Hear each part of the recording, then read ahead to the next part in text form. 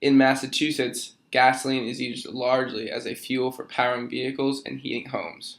In fact, we use 37 million gallons of gasoline every year. But where does this gasoline come from? Under every gas station lives 2 to 3 massive storage tanks. Each of these tanks can hold up to 20,000 gallons of gasoline. Even though this resource fuels our everyday lives, user error and corrosion of these storage tanks can cause widespread damages. In 2012, a Citgo gas station in Marlborough, Massachusetts, spilled over 2,000 gallons of gasoline into a residential neighborhood. The gasoline spread to 3 neighboring properties, upending the lives of the Williams, Chavez, and Buckley families. Well, dead center on that recovery well there was our swimming pool. It was an octagonal shape. The playground used to extend all the way to this little bush. There was a full-scale bocce court out there, horseshoe pits, a fire pit. This was a little bar kitchen, and to the left of that was another small deck, and there was a bathroom, an outdoor bathroom. That all been turned down now. Our lives have been turned upside down. Our quality of life has certainly changed. We have 2 new grandchildren that we're not comfortable with having them over to the yard. This is our lives. This is our home. This is our grandchildren's lives.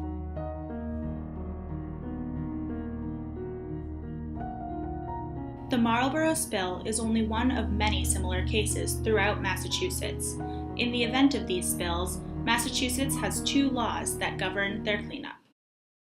Massachusetts Law 21E governs hazardous spill cleanups, including underground storage tank spills. This law states that in the event of a spill, the owner or operator of the underground storage tank is responsible for cleaning up the entirety of the spill, regardless of property lines. The cleanup process dictated by Law 21E is overseen by the Massachusetts Department of Environmental Protection. This state agency audits the cleanup process and closes cases, while relying on licensed site professionals, or LSPs, for the bulk of the actual cleanup process. Massachusetts Law 21J institutes an underground storage tank cleanup fund. This fund allows tank owners to get reimbursed for up to $2.5 million for fees incurred throughout the cleanup process, with $1 million of this money set aside specifically for third-party damages. The Massachusetts Department of Revenue oversees the 21J Reimbursement Fund. A council decides what requests are eligible for reimbursement and returns the money to tank owners. I think we need a broader policy. And I think also when this happens, the DEP really should assign someone, sort of like the EPA does with Superfund sites, where someone is actually assigned to the neighborhood to explain to all the property owners their rights, their obligations, and the different funds that are out there to help them.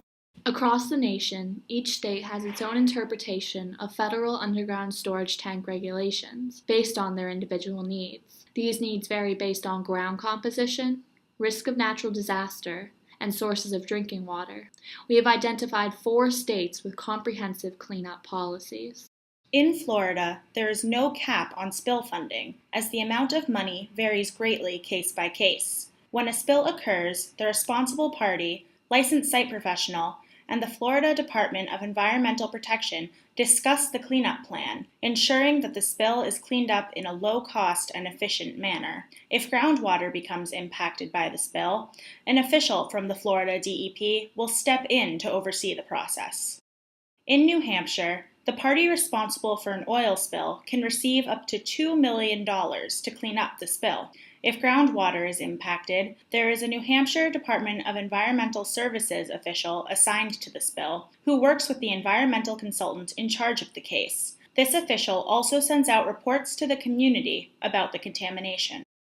In New Jersey, the funding cap for a spill is between $2 and $3 million, depending on the population density at the spill site.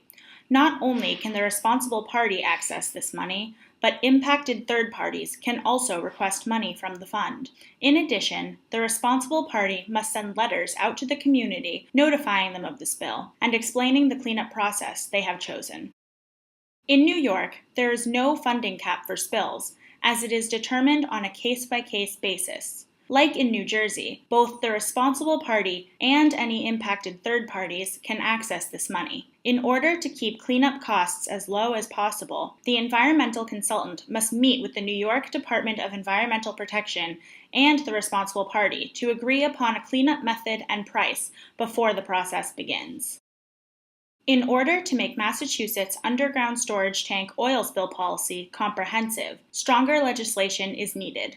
We have compiled the best practices from the 4 states shown and recommend that Massachusetts policy be expanded to include the ability for third parties to file claims for both cleanup and restoration directly to the reimbursement fund, as well as implementing a community outreach program required by LSPs.